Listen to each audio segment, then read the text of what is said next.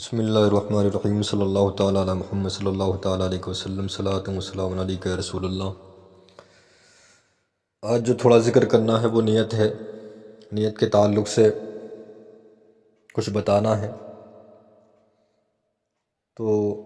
سب سے پہلی بات یہ کہ نیت دل کے ارادے کو کہتے ہیں۔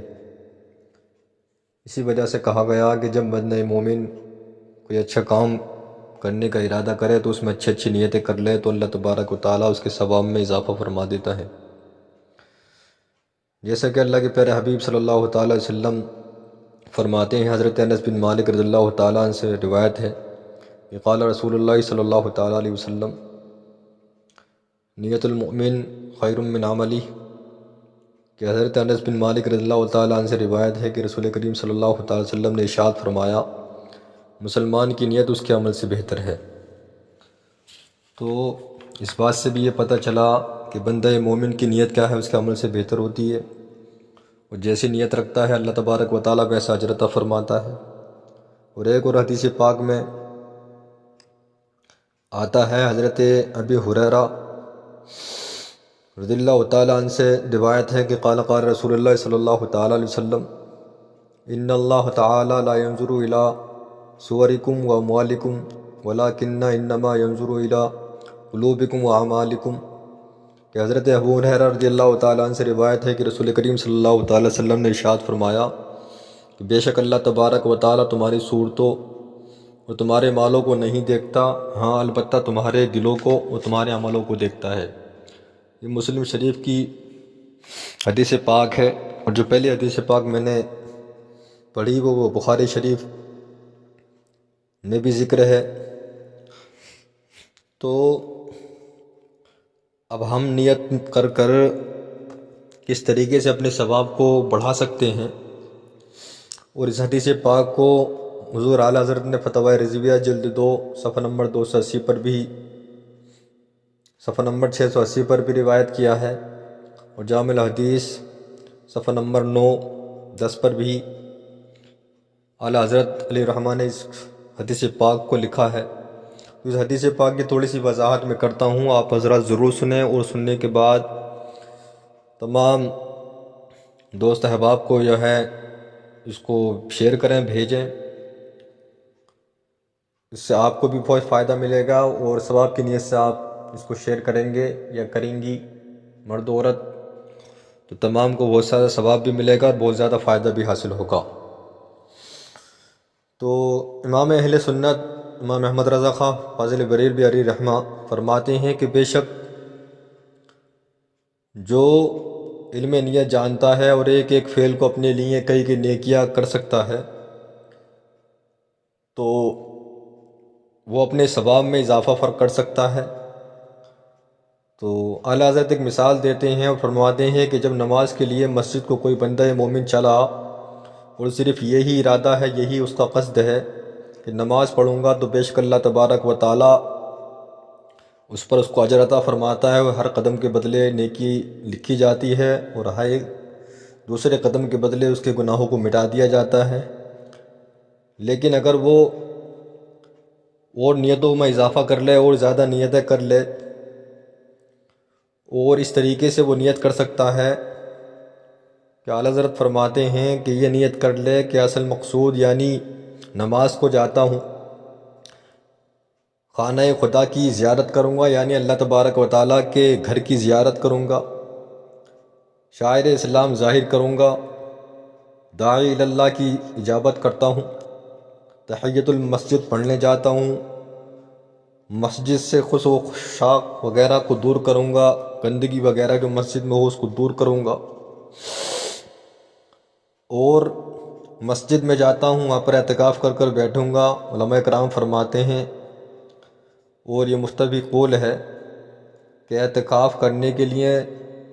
نفلی اعتکاف کرنے کے لیے اس کے لیے روزہ شرط نہیں ہوتا، تو اگر 1 ساعت بھی 2 ساعت بھی اگر مسجد میں ٹھہرا اور اعتکاف کی نیت کر کر بیٹھا اور نماز کے انتظار میں رہا، اور نماز پڑھنے کے بعد سنت ادا کرنے کے بعد نماز فرض نمازوں کا انتظار کرتا رہا یا ذکر و اذکار کرتا رہا اور بیٹھا رہا اعتکاف کی نیت کر کر، تو اللہ تبارک و تعالیٰ اس کو اجر عطا فرماتا ہے۔ اور روایت میں آتا ہے کہ جب بندہ مومن اعتکاف کی نیت کر بیٹھتا ہے تو اللہ تبارک و تعالیٰ اس کے ہر سانس کے بدلے نیکی عطا فرماتا ہے۔ تو ایک یہ ہو گئی، اور اعلیٰ حضرت فرماتے ہیں کہ امر الہی کو کیا ہے مضبوطی سے پکڑوں گا، جیسا کہ خذوا زینتکم عند کل مسجد، کہ امر الہی کے امثال کے لیے جاتا ہوں، یعنی کچھ اچھا، کچھ دین کی باتیں میں جانوں گا، کچھ سیکھوں گا،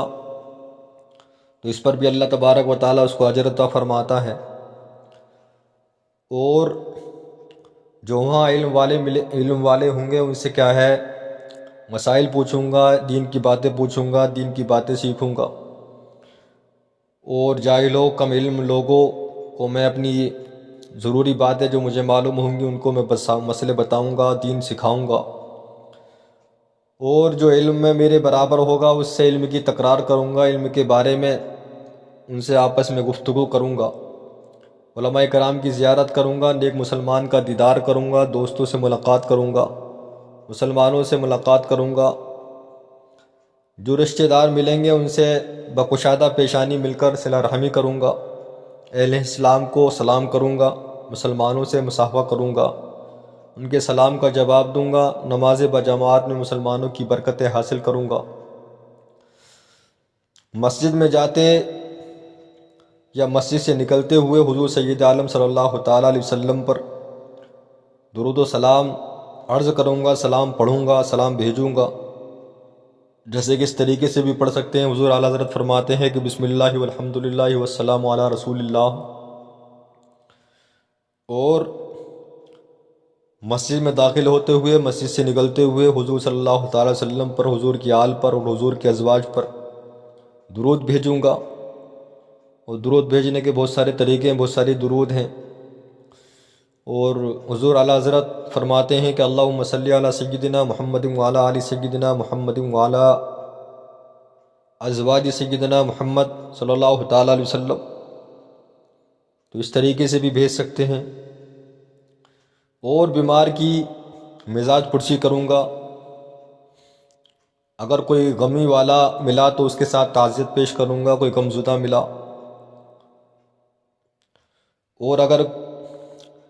جس مسلمان کو چھینک آئی اس نے الحمدللہ کہا تو اس کے جواب میں یرحمک اللہ کہوں گا، اور امر بالمعروف کروں گا، اچھی باتوں کا حکم دوں گا، ونہی عن المنکر کروں گا اور بری باتوں سے روکوں گا، نمازیوں کو وضو کا پانی دوں گا، اور اگر مسجد میں مؤذن نہ ہوا یا مسجد میں کوئی مؤذن مقرر نہیں ہے تو یہ نیت کرے کہ میں مسجد میں جا کر اذان دوں گا، اقامت دوں گا، اور یہ پہنچا تھا، اس کے پہنچنے کے بعد کسی دوسرے نے اگر اذان و اقامت کہہ دی تب بھی یہ اس کو اللہ تبارک و تعالیٰ اس کی نیت کا ثواب عطا فرماتا ہے۔ حضور صلی اللہ تعالی وسلم فرماتے ہیں کہ جب بندہ مومن نیت کر لیتا ہے تو اللہ تبارک و تعالیٰ اس کو اس کا اجر عطا فرما لیتا ہے، اگر اس کی سچی نیت ہو، جیسے کہ فقد وقع اجرہ علی اللہ۔ اور جو راہ یعنی کہ جو راستہ بھولا ہوا ہو اسے راستہ بتاؤں گا، کوئی بیچارہ اندھا ہو اس کی دستگیری کروں گا، اگر جنازہ ملا تو اس کی نماز جنازہ پڑھوں گا، اور موقع ملا تو ساتھ میں قبرستان تک، دفن تک ان کے دفن میں شرکت کروں گا۔ دو مسلمانوں میں اگر جھگڑا ہو، تنازع ہو تو حتی الوسع صلح کرانے کی کوشش کروں گا۔ مسجد میں جاتے وقت دائیں اور نکلتے وقت بائیں پاؤں کی تقدیم سے اتباع سنت کروں گا، یعنی کہ جو سنت طریقہ مسجد میں داخل ہونے کا ہے اور مسجد سے نکلنے کا ہے اس طریقے پر عمل کروں گا، اور راہ میں جو لکھا ہوا کاغذ، راستے میں کوئی لکھا ہوا کاغذ پاؤں گا تو اس پر اٹھا کر ادب سے رکھوں گا۔ تو حضور اعلیٰ حضرت فرماتے ہیں کہ اس طریقے سے بندہ مومن 40 حسنات کے لیے جا سکتا ہے، 40 حسنات کر سکتا ہے، اور فرماتے ہیں تو دیکھیے کہ جو ان ارادوں کے ساتھ گھر سے مسجد کو چلا، وہ صرف حسنہ نماز کے لیے نہیں جاتا بلکہ ان 40 حسنات کے لیے جاتا ہے، تو گویا اس کا یہ چلنا 40 طرف چلنا ہے اور ہر قدم پر 40 قدم ہے، تو پہلے اگر ایک نیکی تھا تو اب 40 نیکیاں ہوگا۔ فتاوی رضویہ جلد 3 صفحہ نمبر 681۔ تو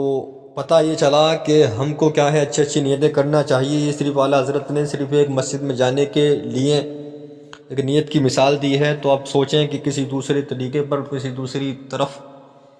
ہم دوسری مثال اگر لیں تو اسی طریقے سے ہم دوسرے کاموں میں بھی اسی طریقے کا ثواب پا سکتے ہیں۔ مثال کے طور پر کوئی کھانا کھائے تو کھانے میں یہ نیت کر لیں میں اس سے اللہ تبارک و تعالیٰ طاقت عطا فرمائے گا، دین کا کام کروں گا، علم سیکھوں گا، علم سکھاؤں گا، نمازیں پڑھوں گا، نیک کام کروں گا، جو طاقت ملے گی غریبوں کی مدد کروں گا، بے سہاروں کو سہارا بنوں گا۔ تو اس طریقے سے وہ اپنے ثواب میں بھی اضافہ کرے گا اور اللہ تبارک و تعالیٰ اس کے ثواب میں اضافہ فرماتا ہے۔